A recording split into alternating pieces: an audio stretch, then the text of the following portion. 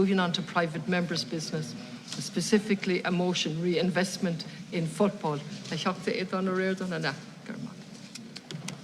Move the motion. And I move the motion. Minister, football is Ireland.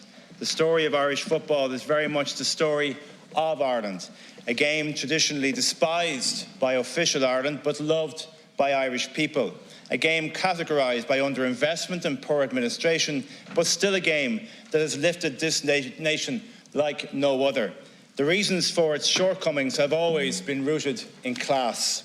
Football is Ireland, and Irish football is at an historic moment. The League of Ireland is experiencing sellout crowds. The Women's League has turned semi-professional. Our women's team play in the World Cup next week, only 6 years since having to threaten strike action. And the FAI have produced a groundbreaking report into the infrastructural deficit in the game here that we in the Labour Party today demand government support for, because football is Ireland. The Irish Football Association was founded in 1880, and by 1905 the GAA had imposed its famous ban on foreign games. Football was the garrison game, the English game. In a 1932 debate in this House over the imposition of an entertainment levy on football, from which the GAA was exempted, a Deputy Gibbons stated, "It must have been a great revelation to the soccer and rugby people who visited Croke Park on the occasion of the last All-Ireland final when they saw revealed to them the heart of Ireland for the first time." Words spoken in 1932. That religiosity of the Gaelic codes may still resonate with some people today, but I proudly repeat today that football is Ireland. For example, on the seminal weekend in the history of the Labour movement, the lockout of 1913 and the baton charge of O'Connell Street, that was all sparked by a riot at a Shells Bows game in Ringsend, because football is Ireland. In 1914, Ireland won the British Home Championship. A team captained by Patrick O'Connell, who later managed Barcelona, included a Dublin All-Ireland winner, Val Harris, but also a Lithuanian refugee, Louis Buckman. Yes, a refugee, because football is Ireland. The War of Independence saw activism from footballers like Todd Andrews, Oscar Traynor, and the likes of Sam Robinson, who took part in the 1920 Bloody Sunday assassinations. His cousin Perry Robinson was shot dead in Croke Park later that afternoon. Sam later played international soccer for Ireland, and his great-granddaughter Aoife Robinson now plays for Bohemians. And she recently cut through the anti-immigrant narrative online by posting her Refugees Welcome Bows shirt, because she knows that football is Ireland. The first player to score in Dalymount Park, Harry Sloane, died in World War I, because football is Ireland. Football is partitioned because football is Ireland. Football has been dogged with infighting and mismanagement because football is Ireland. Football people were brutalised in school because football is Ireland. Owen Hand, who hid his face in underage team photos lest it give cause for another beating from his bigoted Christian brother teacher. Liam Brady, who chose to play for Ireland youths rather than his school Gaelic football team and was told not to return to school. John Giles, who said that when he left school he thought he wasn't Irish because he was told he wasn't Irish and that he was only a corner boy going up to Dalymount Park.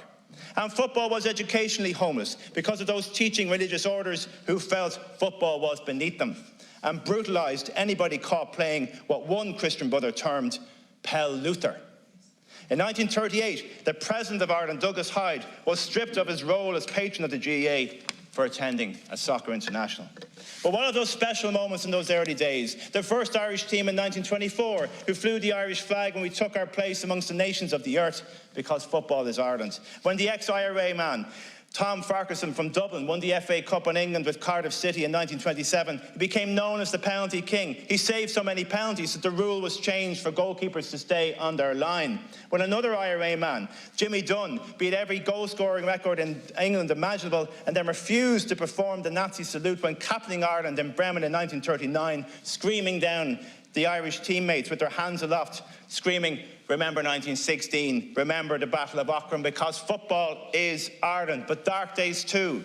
Con Martin refused his 1941 GAA Leinster Championship medal because he was a soccer player. Belfast Celtic folding as a club in the aftermath of a sectarian riot in December 1948. The Archbishop of Dublin trying to cancel a soccer international against communist Yugoslavia in 1955. But as a member of this House, This House that stood firm, Oscar Traynor, a minister and president of the FAI who would not bow to the pressure from the Catholic hierarchy to interfere in the game he loves so much, because football is Ireland. When Liam Whelan of Manchester United died in the Munich air disaster of 1958, they said it was the Glasnevin's biggest funeral since Michael Collins, because football is Ireland. And our teams, filled with those of our nation born overseas, Shea Brennan 1965, generations of footballers have given expression to their Irishness by wearing the green. And yet it was us, those of us born here, who questioned their Irish identity because of their accents or unfamiliarity with the national anthem. These children of Irish communities in the UK or America who were forced to leave this country are turning to proudly wear the shamrock on their chests because football is Ireland. Because the story of Shea Brennan, the late Alan McLaughlin, Courtney Brosnan, Sinead Farrelly is the story of Ireland, and the story of the Black Irish, from Ray Keogh raised in a mother and baby home, the first Black League of Ireland player who played on the Dracondra side that beat Bayern Munich, a legacy built on by Chris Hughton and then by three of the back four who held the Italians at bay in New Jersey in the 1994 World Cup, who were Black Irishmen. A true representation of the Irish nation. And then today, as our under-15s are showered with racist abuse online, as Cyrus Christie speaks of the disgusting comments he hears, as our under-21s walk off the pitch because of racist abuse, with all that poison in our country in recent years, our senior side took the knee, led by John Egan, in the spirit of Jimmy Dunn, to chorus of boos in Hungary, but we could never have been prouder of them, because football is Ireland. And what an incredible role model Savannah McCarthy is, as she proudly speaks of her traveller heritage when representing her country. Football remains one of the most effective anti-racism tools we have, one of the most effective anti-poverty tools we have, one of the most effective anti-addiction tools we have. Listen to the words of Sheriff Street's Olivia O'Toole, 130 caps and 54 goals for Ireland, and she saw at first hand how heroin was ripping her community apart in the 80s and 90s. She says, when I was around 13, my sister would have been 16 or 17, and I could see her disintegrating before my eyes because of drugs. If I picked the wrong path, I wouldn't be speaking to you today. Many of my friends who went the other way are dead now. Olivia had football at Las Cancorda. As a country, we cannot forget those moments that united us. When Houghton put the ball in the English net, when the nation held its breath, and when the ball left the toe of Amber Barrett. And those family moments, like when a 10-year-old boy plagues his dad to bring him to an Ireland international, even though his Christian brother-educated dad was deeply suspicious of football. But when Brady's shot hit the net against Brazil in 1987, my first ever game, I turned to him and he was on his feet with his arms in the air, because football is Ireland. We will only achieve this again if we invest. There's a clear and obvious link to the success of this game and the amount that politics cares. Historically, politics hasn't cared enough, and the FAI in the past made that easy. But we've a new dawn now. The time for photo opportunities is over. It's time for cold, hard cash. The FAI report spells it out. The lack of basic facilities for young players, especially girls. Lisa Fallon described this so well at our Oireachtas briefing last month, how every girl in Ireland knows the skill of changing her jersey in the open air. It's just not good enough. It's not good enough that so many of our League of Ireland grounds are crying out for redevelopment. How will we support these young players who stay in our system until they're 18 because access to the UK has been closed off? 18 of the 20 under-17 squad are with Irish clubs. Are we supporting them in every way that we can? Why are we losing every talented girl from the League of Ireland as soon as they turn 18? Why can't we have the vision to create a pathway for them to play professionally in a domestic league and live out their dreams here?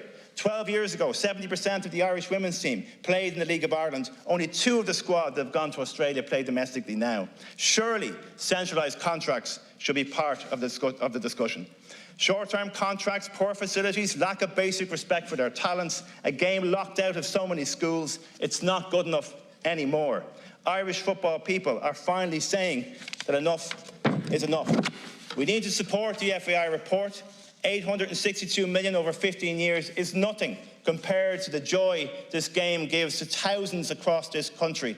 Children, players, coaches, fans, so many of us that will endure the inevitable misery that defeat can bring because of the hope for that golden moment the explosion of joy, the sweetness of victory against the odds. We do stand alone as a footballing nation. Maybe we are the only ones who think that Wes Hoolahan is a god, that Ronaldo is a cod, that Stephanie Roach was robbed for the goal of the year, that we alone can tell a good player from a great player. Minister, football is Ireland. It inspires, it lifts, it binds and it empowers. It needs politics to step up, to respect it and to fund it. Jack Charlton died 3 years ago this week. In his immortal words, Minister, we intend to keep you under pressure because football is Ireland.